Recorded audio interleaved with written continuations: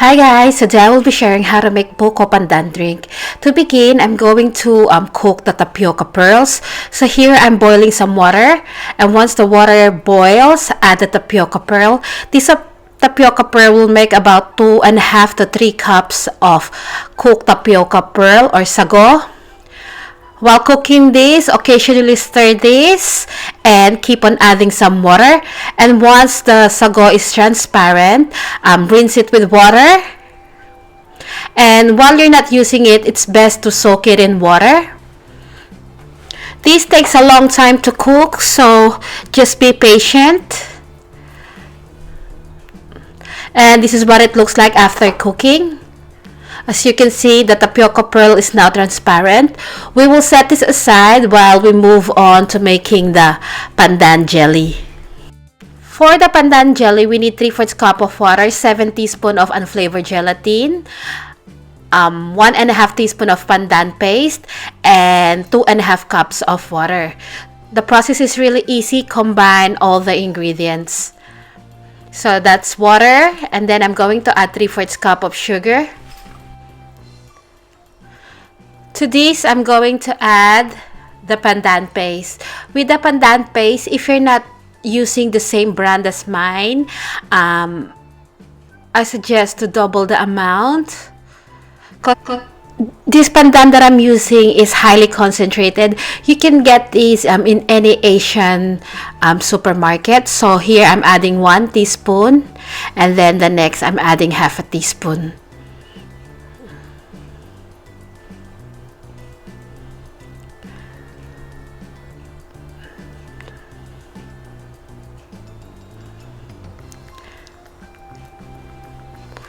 Finally, we're going to add the unflavored gelatin.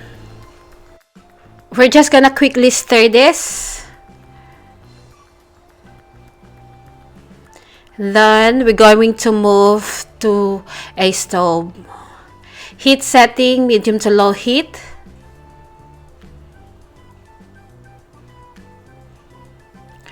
We're just gonna let the mixture boil. Once it starts boiling, we can take it out of the heat. And transfer it into a heat-proof bowl.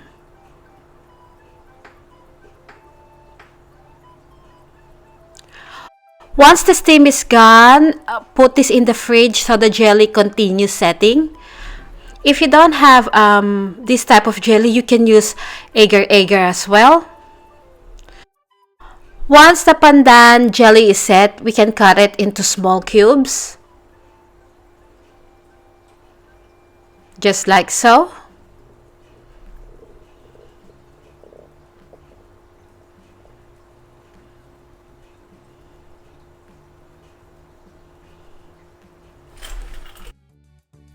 Now for the rest of the ingredients, this is 395 grams or 1 can of condensed milk, 1 can of evaporated milk, 1 kilo of buko or young coconut.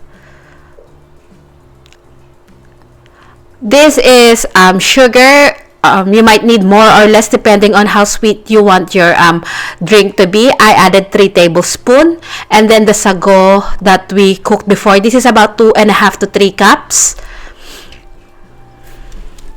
and the pandan jelly.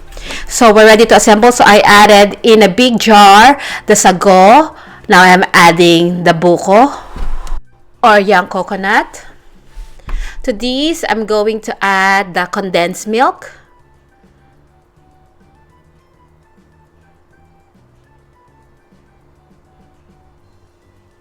Followed by the evaporated milk.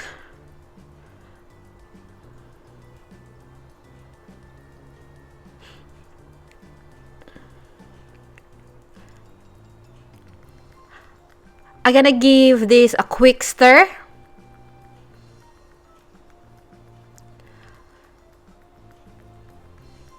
Now let's add the pandan. With the pandan, add it gradually.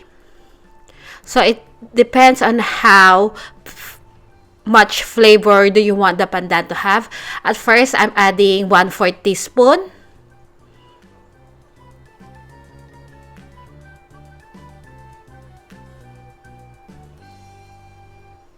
And then I will adjust this later before we finish. Now I'm going to add the Pandan Jelly. By the way, the amount can vary. It doesn't have to be the exact amount that I'm using here. Again, you can adjust the sweetness. To this, I'm going to add water.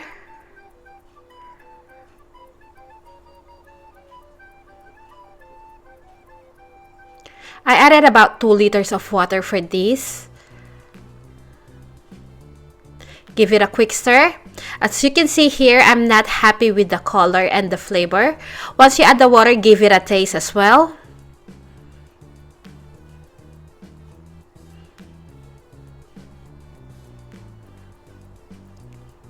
So now I'm going to add 1/4 teaspoon again. So all in all, I added half a teaspoon of pandan flavoring.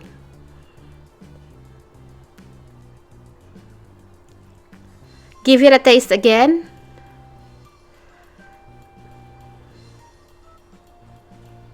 Here I know that I need a little bit sweetness, so I added 3 tablespoons of sugar.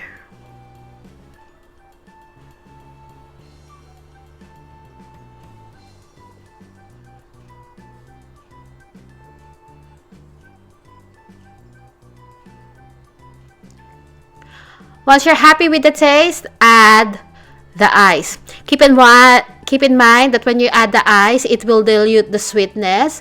So you can adjust the sweetness again by adding sugar. And this is done.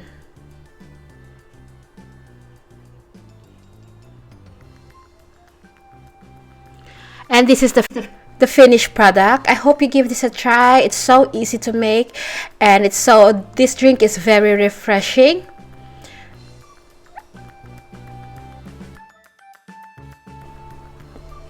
Up close look. Thank you so much for watching, and I'll see you again next week.